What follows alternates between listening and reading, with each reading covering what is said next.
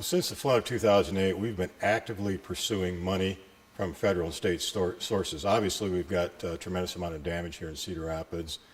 We're going through a public participation process with citizens right now on figuring out ways to try to rebuild the neighborhoods. That process is working very well. We've also got great support from the federal government, Senator Harkin, Grassley, and Representative Losbeck.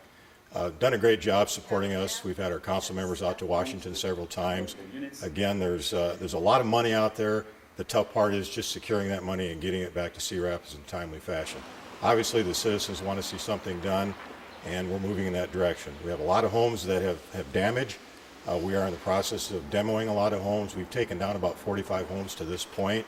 We have another 12 to 1,300 homes that potentially could need to come down.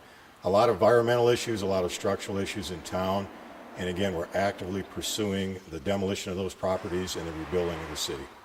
We had a tremendous amount of damage to Central Fire Station. When the water came over the levee, we ended up with about 12 foot of water in Central, almost to the roof of the building. So the building was completely destroyed. Since the flood, post-flood, we've been working with FEMA to try to figure out the damage assessment amount. Again, we're working on a 50%. If it's over 50%, we'll be able to rebuild where we want. If it's under 50%, we have to rebuild back on that site. We did some environmental studies. The building is a cinder block building. Obviously, water got between the cinder blocks, so we have a lot of environmental concerns with bacteria in between the cinder blocks. So again, we're just in a waiting process. So we're hoping to know any day about the final status of Central, and we're very anxious to get moving on that process. We've had a lot of support from state and federal sources post-flood.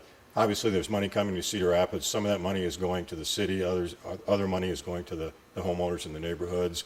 Again, great support from the federal government to help us in the rebuilding process. And again, we're looking forward to that support, again, building us a new Central Fire Station. We've received temporary locations through FEMA money to add a couple additional stations in town since the loss of Central Fire. Obviously, this station right here on Edgewood Road is a temporary location.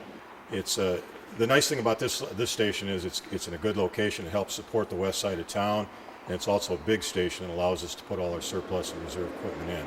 So that's one station. We have another station on the northwest side of town. It is down in the central district, and again, it was important for us to get back in that area to help support the downtown area in that particular neighborhood since the loss of Central Fire.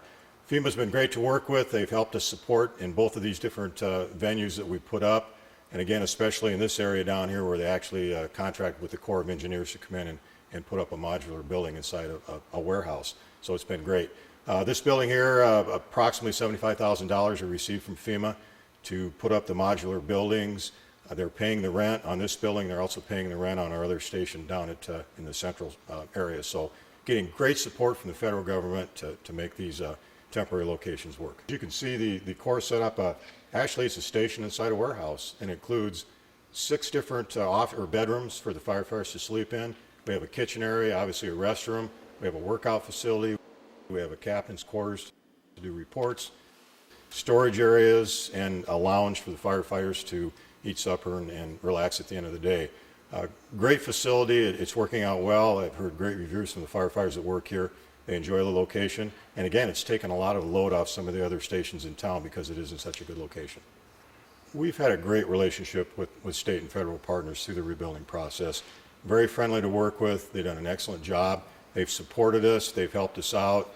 And again, they've helped us get to the point where we need to be post-flood, and we're very appreciative of the help they've given us, the cooperation, and the ability to allow us to put up a couple temporary locations. Again, it's been invaluable to the city and to the department for them to do that.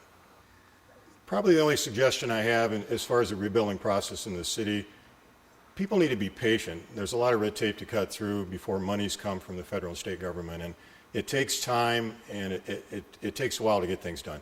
People just need to understand that the city council, and everybody is working real hard to make things happen.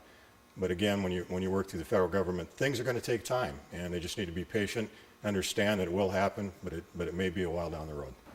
We've had great cooperation with state and federal partners. I've enjoyed working with them. It's been a great experience, and I really appreciate all their help.